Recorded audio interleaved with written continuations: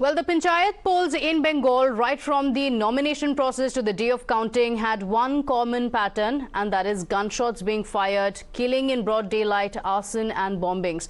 The cycle of violence has claimed lives of nearly 37 people. Registering a record victory, the TMC swept the polls, winning 28,985 Gram Panchayat seats, besides leading in 1,540 seats as per the latest figures. Its principal challenger, the BJP, has won 7,764 seats and is leading in 417 seats.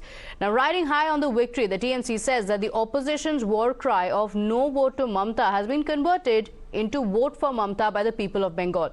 She also asserted that the roaring mandate has paved the way for the upcoming Lok Sabha elections. Now, the Bengal governor, meanwhile, has given a direct message to the state government to fight the polls on ballot, not on the bullet. But this has riled up the TMC. The governor made it clear that the elections are not a ground to test one's physical strength.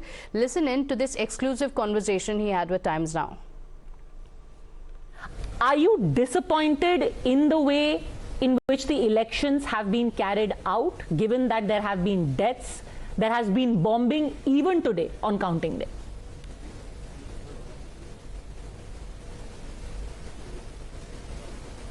My disappointment is not on the conduct of elections. My disappointment is focused on the violence that has taken place. Most heinous violence. Murder most foul. I could see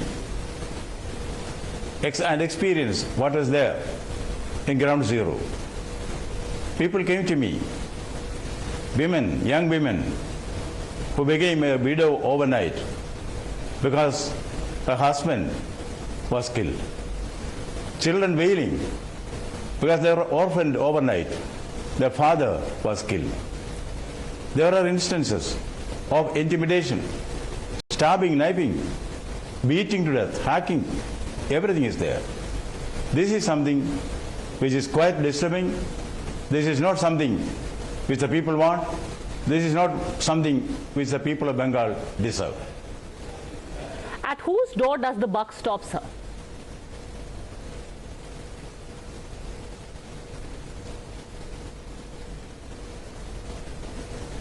For this entire violence, with whom does the buck stop, according to you?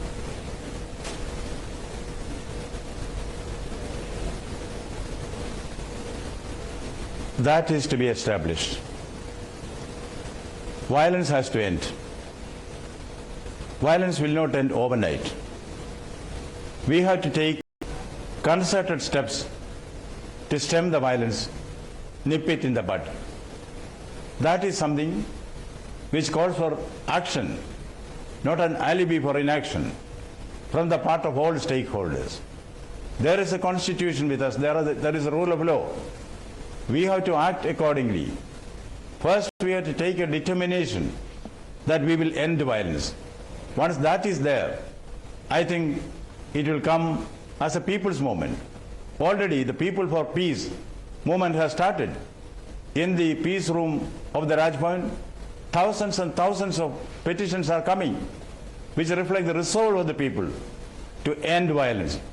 Violence has to be coffined, and the last nail will have to be driven deep. That is what is required. That is what I, in my capacity as governor, will try for.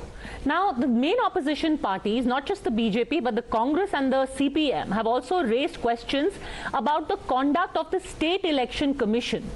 Do you think there should be accountability there?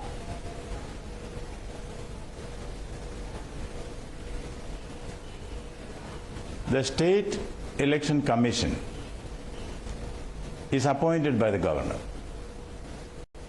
About the conduct of my appointee, I have expressed certain reservations as timely correction.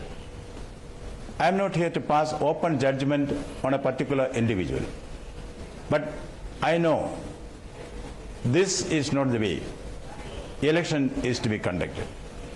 This is not what the people of Bengal deserve. That is a larger question which has to be looked into from various angles, and I will discharge my duty in this regard. The West Bengal government on its part has alleged that central forces which were sent to ensure peaceful polling were nowhere to be seen. They are suggesting malafide at the hands of central forces, including instances where they were accused of trying to manipulate the election. What do you have to say to that?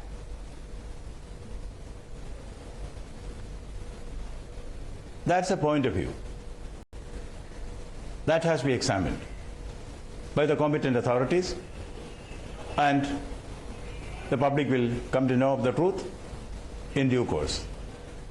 Mr. Bose, finally I want to ask you, the TMC has also accused you when you decided to do a tour of the polling booths where polling was taking place, etc. They said you are interfering in the electoral process and are overstepping the line.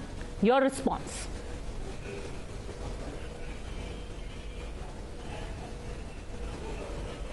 I welcome accusations by political parties.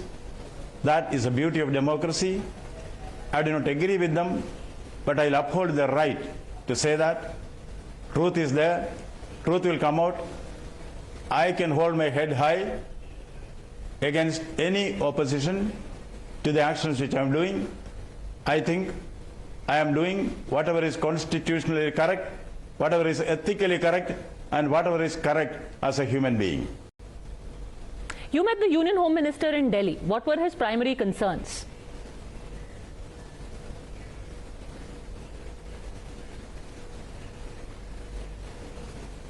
My interactions with my constitutional colleagues will be kept confidential till a decision is taken. Once a decision is taken, I will, in all humility, inform it appropriately, in the appropriate manner, at the appropriate time. Till that time, let me exercise circumspection in such matters.